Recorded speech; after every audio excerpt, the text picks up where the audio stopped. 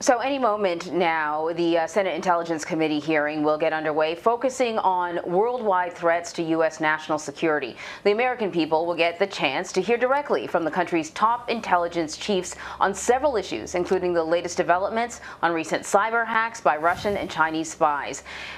Agency officials are also expected to address threats from countries like North Korea and Iran, among other topics. So, for more on this, let's bring in CBS News intelligence and national security reporter Olivia Gazis. Olivia, thank you so much for joining us. The hearing comes after a more than 2-year hiatus caused by tensions between the spy community and former President Trump. So what exactly caused the friction between the former president and the intelligence officials? I mean, this is the first time since, I think, since President Trump left the presidency, this is the first time we're having sort of this public briefing, right? Absolutely. And good morning, Vlad and Anne-Marie. It's great to be with you. You've put your finger on exactly why this hearing is even more anticipated this year than usual. That's because it's overdue. It didn't happen last year at all for the first time in over a decade, in large part because President Trump's own intelligence leadership was very wary of angering him and suffering a public rebuke if they offered assessments that he didn't like or that conflicted with his administration's policies. That's exactly what happened the last time this did happen. This hearing took place in 2019. Mr. Trump heard assessments on Iran and North Korea's nuclear ambitions that he didn't particularly like, and he issued a series of tweets calling his own leaders naive and telling them that they should go back to school.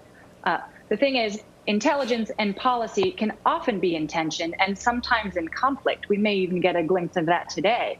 And if the president got angry in 2019, Congress got even angrier. They have since mandated that this hearing take place, that a public report be issued, and that public testimony happen just as they're about to do. Olivia, so what's on the agenda today? And specifically, what do we expect to hear regarding Microsoft Exchange and the SolarWinds hacks? Sure. So no doubt SolarWinds and Exchange, the spate of cyber intrusions that have taken place are going to be high on the docket. Senators are going to want to know how agencies are still investigating those intrusions, how they're mitigating all of them, what they're doing to make sure that they're not going to happen again, and that all of that is being done within the confines of U.S. policy and law. But there's literally a whole world of problems that they can ask about, right? They might want to ask about the assessments of the Intelligence Committee for prospects for a peace deal with the Taliban, now that the administration has announced it wants to draw down its troops there in Afghanistan.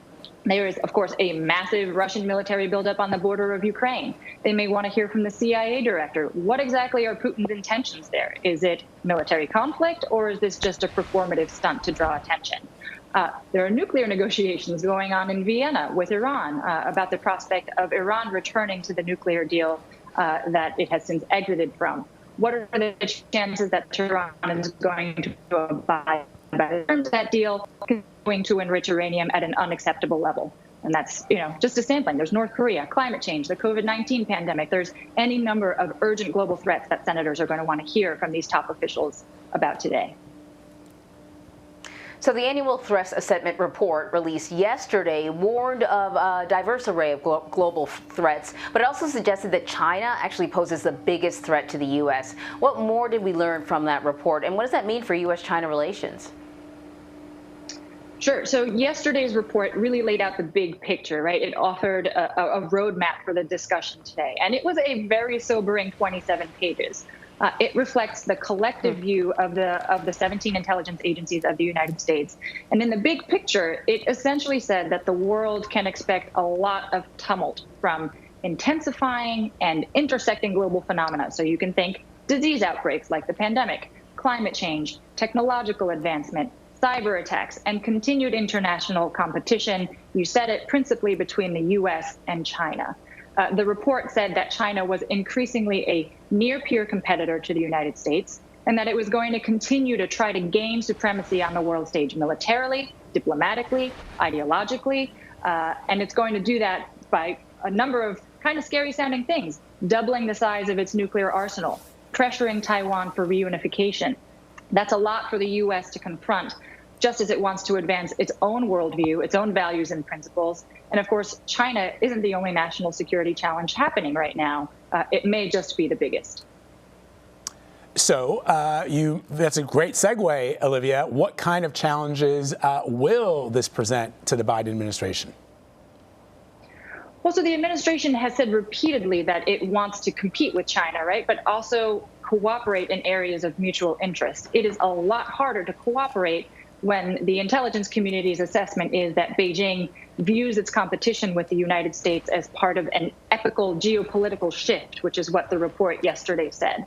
And then it intends to continue amassing, global clout and capabilities to preserve the influence of the Chinese Communist Party.